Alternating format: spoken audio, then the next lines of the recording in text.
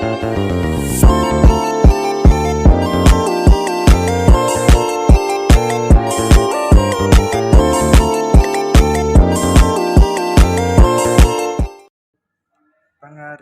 sindrom ovarium polikistik atau PCOS adalah kondisi anovulasi kronik hiperandrogenik yang kemungkinan besar merupakan gangguan heterogen polikistik ovary syndrome yang menyebabkan infertilitas dan bersifat hiperandrogenik di mana terjadi gangguan hubungan feedback antara pusat atau hipotalamus ke hipofisis dan ovarium sehingga kadar estrogen selalu tinggi yang mengakibatkan tidak pernah terjadi kenaikan kadar FSH yang cukup adekuat. Etiologi: hingga saat ini penyebab PCOS masih belum diketahui sepenuhnya. Dari beberapa sumber ada yang menyatakan bahwa PCOS terjadi akibat interaksi kompleks antara genetik dan lingkungan polycystic ovarian syndrome atau PCOS.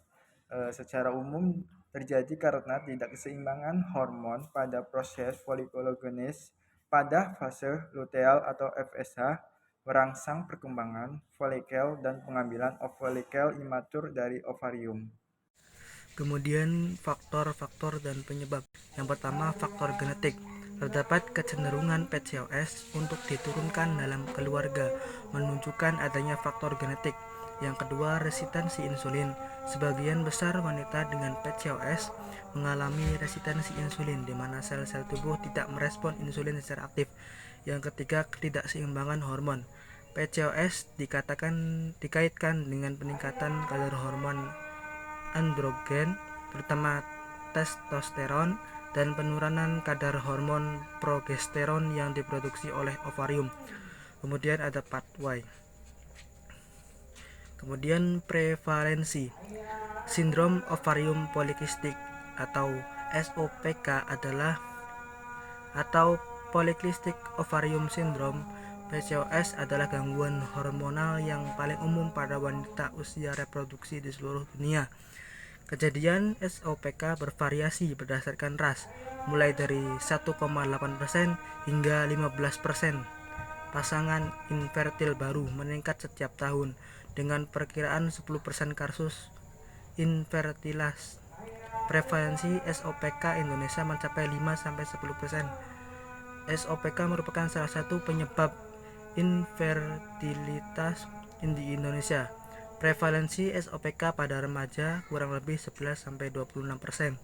Di antaranya sekitar 50% kelebihan berat badan. Pencegahan. Yang pertama, mempertahankan berat badan yang ideal, mengonsumsi makanan sehat, berolahraga secara teratur, menghindari stres berlebihan, menghindari paparan berlebihan bahan kimia, menjaga berat badan sehat sebelum dan selama kehamilan, melakukan screening dan pemeriksaan rutin. Selanjutnya ada penata laksanaan. Dalam pencegahan PCOS sebenarnya belum ditemukan, maka dari itu dalam pencegahannya lebih disesuaikan dengan keadaan penderita. Terdapat beberapa cara untuk mengobati PCOS, antara lain mengonsumsi obat metformin, melakukan diet, merubah gaya hidup, dan mengonsumsi pil kontrasepsi. Yang pertama, ada gangguan pola menstruasi berhubungan dengan ketidakseimbangan hormon. Yang kedua, ada gangguan citra tubuh yang berhubungan dengan obesitas, hirsutisme. Yang ketiga, ada risiko gangguan fertilitas yang berhubungan dengan ketidakseimbangan hormon dan kegagalan ovulasi. Yang keempat, ada gangguan pola tidur yang berhubungan dengan peningkatan depresi atau kecemasan.